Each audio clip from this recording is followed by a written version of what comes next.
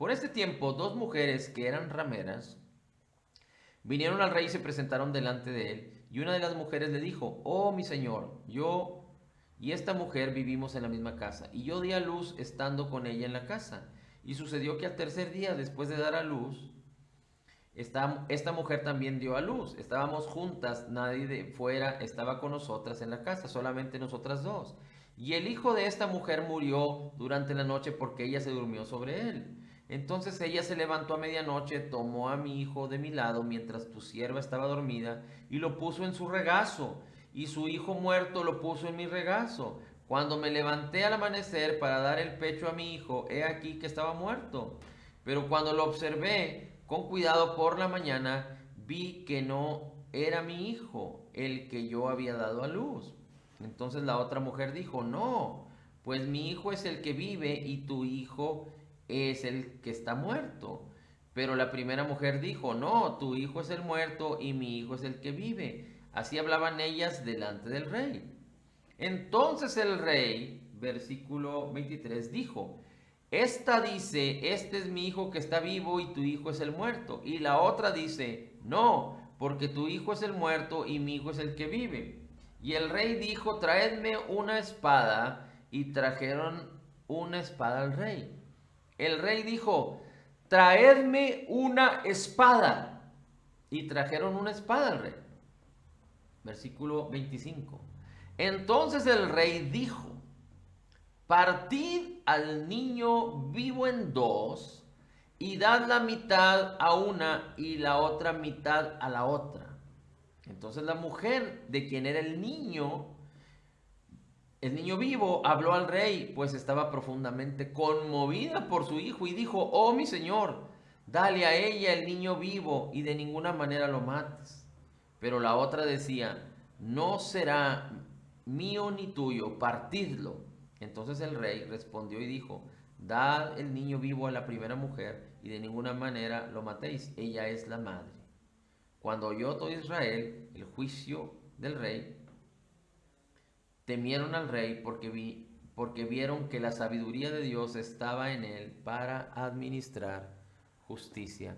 La sabiduría de Dios estaba con el rey para administrar justicia. Así es que aquí vemos a dos mujeres. Ya entendimos la historia. El hijo de uno había muerto, el hijo de una había muerto, el hijo de la otra estaba vivo, pero la mujer del niño muerto intercambió a los niños para hacerse pasar y quedarse con el niño vivo. Cuando lo llevan al rey, establecen este asunto y como el rey vio que había controversia y que las dos decían que el niño era suyo, de acuerdo a la sabiduría de Dios, él actúa y lo que dice el rey primero es: tráiganme una espada. Y esto es muy interesante porque en el versículo 25 nosotros vamos a encontrar al Señor Jesucristo. En este versículo 25 en hebreo se encuentran tres veces un conjunto de letras en hebreo que tienen que ver con la primera letra y la última letra del alfabeto hebreo. Se las voy a nombrar, no necesito que se la aprendan, pero se la voy a nombrar para que usted lo tenga en consideración. Una de ellas es la letra Aleph, es la primera letra del alfabeto hebreo. Y la última letra del alfabeto hebreo es la letra Tav. Así es que en la descripción en hebreo de este versículo 25 se encuentra tres veces en conjunto, es decir, digamos como la preposición de que nosotros tenemos, de o en, es decir, dos letras. Se encuentra así también en este versículo la letra Aleph y la letra Tav. Aleph y Tav. La letra Aleph, cada letra del lenguaje hebreo tiene asignado un número, pero también tiene asignada una figura, un dibujo, digámoslo así, y tiene un significado. Normalmente, la letra déjeme le digo aquí qué es lo que significa. La letra Aleph tiene que ver con fuerza. La letra Aleph tiene que ver con victoria. Déjeme ver si lo había encontrado por aquí para leérselo, lo que significan. Y la letra final, la última letra, tiene que ver con pacto. Tav y Aleph. Aleph y Tav. Entonces, ¿por qué es interesante esto? ¿Por qué es importante esto? Porque Dios no se equivoca cuando describe su palabra. Recuerde que la palabra de Dios no fue dada para el raciocinio, para la mente, sino para el corazón del hombre. Así es que es muy importante que entendamos que Dios es perfecto, y si Cristo sostiene todas las cosas con la palabra de su poder, esto significa que la palabra de Dios es poder, es viva y eficaz. La palabra de Dios es viva y eficaz. Así es que Aleph y Tab son parte del alfabeto hebreo, y es la primera letra y la última letra. La primera letra tiene que ver con Aleph y la última con Tab. Permítame un segundito nada más para observar algo aquí. ¿Y esto qué tiene que ver con Cristo? Bueno, pues es muy interesante, porque si nosotros vamos al Apocalipsis, en el Apocalipsis, en el capítulo 21 y en el capítulo 22, usted va a encontrar la siguiente expresión. La siguiente expresión dice así: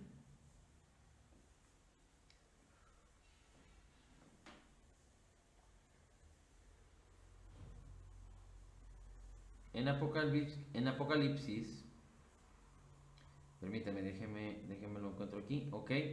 Dice en el versículo 6 del capítulo 21, Dios se identificó a sí mismo como el alfa y el omega. Dice: yo soy el primero y el último, yo soy el principio y el fin, yo soy el alfa y el omega. Dice en el versículo 22:13, yo soy el alfa y el omega, el principio y el fin, el primero y el último. Ahora recuerde que el Nuevo Testamento fue escrito en griego, pero los que escriben en griego, o el que recibe la revelación, por ejemplo, Apocalipsis, es el apóstol Juan. El apóstol Juan tenía como su lenguaje original el hebreo o el arameo. Así es que, particularmente, la revelación de Dios por el Espíritu Santo a Juan es que Jesús, cuando está hablando de sí mismo, yo soy el alfa y el omega, Jesús está diciendo: yo soy el Aleph y el Tab. Yo soy la primera letra y la última letra del abecedario hebreo. Yo soy el alfa y el omega, el principio y el fin. La primera letra y la última letra, el primero y el último. Quiere decir que dentro de las cosas que se declaran y se dicen, dentro de las palabras, todas las palabras tienen un sonido y se describen para la escritura con letras. Y hay un abecedario, la primera letra y la última letra, en todos los lenguajes, en todos los idiomas. Así es que Jesús es el Señor aún del lenguaje, de las cosas que se declaran, de las cosas que se dicen. Y mucho tiene que ver con la importancia de la autoridad y del poder que se mueve en este mundo, porque las cosas que se dicen tienen autoridad. Recuerde, la palabra del Señor dice que nos ha sido poder, y el poder está en la boca. El poder de la vida y de la muerte está en nuestra boca, en nuestra lengua. Así es que el doctor dice: estás enfermo, el doctor dice: te vas a morir. Tu cartera te dice: no tienes dinero. Tu esposo, tu esposa te dicen, o tus hijos, o el vecino, o el trabajador: estás en pobreza, eres un pobre, eres un donadie, no sirves para nada. Estás en escasez, estás perdido, estás fracasado. El psicólogo te dice: estás deprimido, estás destruido interiormente. Las noticias te dicen: estás en peligro, estás en inseguridad. Palabras, palabras, palabras, palabras. Y cada una de esas palabras causan imágenes, causan escenarios. Y tú concibes los escenarios, las imágenes, las experiencias por causa de las palabras. Las experiencias también se transforman en palabras. Pero Jesús es Señor. Jesús tiene la última palabra, la primera y la última. Así es que si tú osas en una situación, consultar a la carne, consultar cosas de este mundo, a los licenciados, a los médicos, a los maestros, a las personas, a los ancianos en este mundo, a las cosas en la carne. Y no estoy diciendo que sea malo hacerlo, pero si tú los buscas como primera opción para resolver situaciones en tu vida, déjame decirte que Cristo, la palabra de Cristo, en donde están escondidos toda la sabiduría necesaria, porque en su palabra, en Cristo, se encuentra todo lo que nos fue dado, todas las respuestas, todo lo que necesitamos para toda nuestra vida si viviéramos 1000 años. Todo lo necesario se encuentra en Cristo y Cristo se encuentra en nosotros. Está disponible para ti y para mí, para que a través de la fe nosotros podamos usarlo, podamos apropiarnos de ello. Pero si tú no buscas a Cristo, que es el primero en respuesta, el primero que ha suplido ya la necesidad, Cristo ya suplió la necesidad que tú vas a tener mañana pasado. En Cristo se encuentra la plenitud de la deidad. Cristo es todo y lo tiene todo y se encuentra en ti. Y todo te ha sido concedido por gracia en Cristo. Has sido bendecido con grande bendición. Y te ha sido dado el Espíritu Santo y tenemos acceso a la palabra de Dios, de Cristo, para que sepamos lo que Dios nos ha concedido. Por gracia. 1 Corintios 2:12. Así es que Cristo es el primero y el último, el principio y el fin. Si tú no buscas a Cristo como primera opción y buscas a cualquier persona, a cualquier situación, cualquier ejemplo, cualquier experiencia en este mundo para resolver tus problemas y no lo resuelves, y más allá de resolverlo se agrava la situación, déjame decirte que Cristo también es el último. Cristo tiene la última palabra. Como lo dicen por ahí, no la tiene el médico, no la tiene el banquero, no la tiene el juez, no la tiene el licenciado, no la tiene el abogado, no la tiene tu vecino, no la tiene tu cónyuge, no la tienen tus hijos, no la tienen tus padres, no la tienes tú. Cristo es el que tiene la última palabra. Y su palabra tiene la autoridad más alta y más grande. El éxito más alto que existe en este mundo, que alguien puede conseguir en este mundo, se encuentra en la palabra de Cristo. Y tú y yo podemos usar la palabra del Señor para apropiarnos, para tener autoridad, para reinar, para gobernar. Cuando lo hacemos por la fe en el nombre de Jesús. Así es que en el versículo 25 dice, en el 24 dice Salomón, tráiganme una espada. La espada representa la palabra. La palabra, según Hebreos 4:12, dice que la palabra de Dios, la palabra de Cristo, es más cortante que toda espada, 2 filos que penetra hasta partir el alma y el espíritu. Bendice nuestra alma la palabra y hace que podamos entender las cosas que son de la carne y las cosas que son del espíritu. La palabra bendice nuestra alma cuando nuestra mente es renovada. Bendice nuestro cuerpo cuando nuestra mente es renovada. Y el espíritu vivifica nuestra alma y nuestro cuerpo. Las coyunturas y los tuétanos, la palabra es salud y bienestar a nuestro cuerpo. Las coyunturas y los tuétanos, ahí penetra la palabra. Discierne las intenciones y los pensamientos del corazón. Tiene todas las respuestas, aún las respuestas del alma. Así es que la palabra es tan poderosa, tan gloriosa. La palabra es la espada del Espíritu, que es la palabra de Dios, dice la Escritura en Efesios capítulo 6. La espada del Espíritu es necesario que nosotros usemos continuamente la espada del Espíritu, que es la palabra de Dios. La espada del Espíritu, que es la palabra de Dios. Así es que Salomón dice, tráiganme una espada y vamos a partir al niño. Así es que en este versículo se encuentra 3 veces el conjunto de las palabras Aleph y Tav, que significan el alfa y el omega. Cristo está representado en este versículo 25. Pero además, cuando la Biblia habla de que partid al niño en 2, la palabra en el hebreo niño tiene que ver con un hombre joven. Un hombre joven. Cristo murió siendo un hombre joven.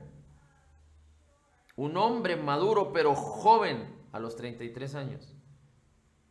Cristo es un hombre joven. Así es que no solo en este versículo se encuentra 3 veces el alfa y el omega o el Aleph y Tav, que significa o que representa a Cristo, que Él es el primero y el último, Pero también habla de partir a un hombre joven. Cristo fue partido en la cruz del Calvario. Hay quienes hablan acerca de la película aquella que se presentó muchos años atrás por Mel Gibson, creo que era el director, que se llamó La Pasión de Cristo. Y muchos quedaron horrorizados y impresionados por cómo él presenta en la pantalla la muerte de Jesucristo o la crucifixión de Jesús. Pero esto no es del todo bíblico. Y no me refiero a que no fue crucificado, no me refiero a que no fue clavada sus manos y sus pies, no me refiero a que no le pusieron una corona de espinos, no me refiero a que las cosas que manifiesta en la mayoría de ellas, porque no todas son bíblicas, no existieron. Significa que no tienen realmente la verdad de lo que existió, porque realmente Cristo fue partido en dos en su cuerpo. Dice, no conocimos su rostro, perdió su identidad física. El sufrimiento que Jesús sufrió, que padeció no solo por lo que los romanos le hicieron en su cuerpo, por los latigazos, por los golpes, por la espina, por la corona de espinas en su cabeza, por los clavos en sus manos, sino que recuerde que cuando Cristo estaba alzado en la cruz, vinieron tinieblas y el pecado y el juicio de Dios vino sobre él, como aquel juicio que describe la Escritura cuando Elías estaba en competencia con los profetas de Baal en la época de Jezabel, aquella mujer esposa del rey de Israel, que era como diabólica. Y descendió fuego del cielo y consumió todo el holocausto de una manera poderosa. Bueno, el juicio de Dios, el fuego de Dios vino a consumir el altar, el sacrificio al cordero inmolado, que era Cristo. Pero Cristo era más poderoso y glorioso que el sacrificio de Elías. Porque una vez que vino el juicio sobre Cristo y lo partió en dos, por decirlo así de una manera figurativa, destrozando su carne y destrozando su alma, pagándose, cobrándose nuestras deudas en su alma y en su carne, Cristo Jesús después dijo, Padre, a ti encomiendo mi espíritu. Y entonces Él entregó su vida. Murió, fue sepultado y después de 3 días y 3 noches resucitó. Sin relación con el pecado, con un cuerpo glorificado. Aún tenía las marcas de los clavos de su costado y en sus pies. De los clavos en sus pies. Así es que aquí vemos en este mismo versículo la manifestación, la representación de Cristo que fue partido, que fue quebrado. Pero vemos la palabra, que es la espada. Y vemos cómo en este versículo 25 de Primera Reyes capítulo 3, Salomón utiliza la sabiduría de Dios para resolver un problema. La palabra manifestada, puesta en acción para resolver una situación, y la situación se resuelve exitosamente. Así es que vemos a la palabra, a la sabiduría y a Cristo en acción. Y después vemos el resultado glorioso porque se salva una madre que realmente amaba a su hijo y se salva a su hijo. Ahora, esto es muy terrorífico porque en nuestra sociedad, al menos en la sociedad latina, difícilmente podríamos pensar que aunque una mujer no fuera madre de un niño, no estaría dispuesta a que un niño que es ajeno fuera asesinado por causa de ella tenerlo. Yo creo que no es como muy lógico que suceda para que podamos entender la perversión que existía en aquel tiempo en la humanidad. Y no es privativo, o es decir, no significa que nunca podrá existir eso. Aquí también sucede, porque el pecado es pecado, porque el príncipe de la potestad del aire sigue gobernando este mundo, porque hay maldad en el corazón de los hombres. Todos aquellos que están sin Cristo están listos, propensos a caminar en la malicia, en la maldad, en las tinieblas. Y vamos a terminar con esto. Dice la Escritura en Mateo capítulo 10, versículo 16. Dice: yo os envío como ovejas en medio de lobos. Sed pues prudentes como serpientes y sencillos como palomas. Estamos entre lobos, estamos en un mundo caído, en un mundo en donde cualquier persona puede actuar de manera inesperada, de manera perversa. Pero dice la Escritura que Dios nos ha puesto aquí en medio de lobos para ser sabios como serpientes y sencillos como palomas. Dice para ser prudentes como serpientes. Y la palabra en el griego prudentes tiene que ver con sabiduría, con inteligencia espiritual, la cual ya tenemos en Cristo. 1 Corintios capítulo 1 versículo 30 dice que Cristo es nuestra sabiduría. Cristo mora en nosotros. Y es que la palabra que tenemos, a la cual tenemos acceso, la palabra que ya tenemos en nuestras vidas, puede manifestar la sabiduría de Dios siempre que tú estés dispuesto, siempre que tú utilices la palabra para caminar en la sabiduría de Dios. Así es que tiene que ver con la sabiduría, ser sabios como serpientes y ser sencillos como palomas. La palabra en el griego que habla de sencillos tiene que ver con algo que no es contaminado, que simplemente es, digamos, como el oro, que no es contaminado con otro material, con otro metal, sino que es puro. Así es que cuando nosotros somos sabios con la sabiduría de Dios, no del mundo, porque la sabiduría del mundo es animal, terrenal y diabólica, pero la sabiduría de Dios es pacífica, no tiene incertidumbre, es poderosa, tiene virtud, la sabiduría de Dios es una bendición.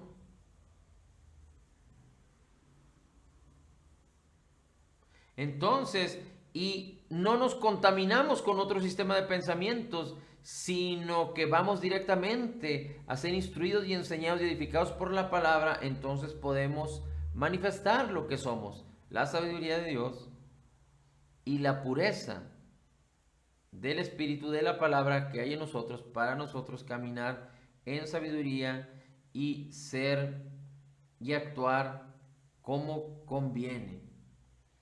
Esto es muy, muy importante. Así es que dice, por ejemplo, Proverbios capítulo 26, versículos 18 y 19. Como el enloquecido que lanza teas encendidas, flechas y muerte, así es el hombre que engaña a su prójimo y dice, ¿acaso no estaba yo bromeando? No podemos considerar que las cosas que suceden en este mundo son inofensivas. No podemos considerar que así como estamos bien y que no necesitamos de nada más. Gracias al Señor que nos permitió estar en este ministerio en donde podemos compartir y predicar prácticamente todos los días. Gracias a Dios porque nos permite estar atentos a este ministerio en donde Dios causa que podamos escuchar, que podamos recibir, discernir la palabra y sembrarla en el corazón. Porque las cosas que hay en este mundo son perversas y porque no es suficiente con tener una palabra de vez en cuando para poder ser exitosos, sino que Dios quiere que permanezcamos en la palabra de manera continua, que cada día tomemos el pan de cada día, para que entonces permaneciendo en la palabra podamos vivir, no a solas, no para nosotros mismos, pero para cumplir el propósito de Dios y reinar en vida, siendo un canal de bendición para muchos que están esperando a conocer, a recibir una palabra que tenga que ver con la verdad de Cristo.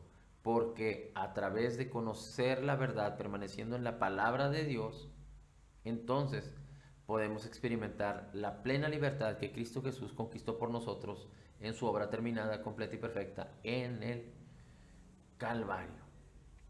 Amén. Gracias, Padre, te damos por tu amor, tu bendición, tu palabra y por lo que tú nos has dado en Cristo Jesús por gracia.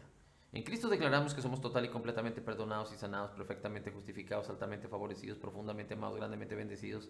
Somos la justicia de Dios en Cristo Jesús, recibiendo la abundancia de tu gracia y del regalo gratuito de tu justicia, declaramos todo lo puedo en Cristo que me fortalece. Amén, amén y amén. Shalito.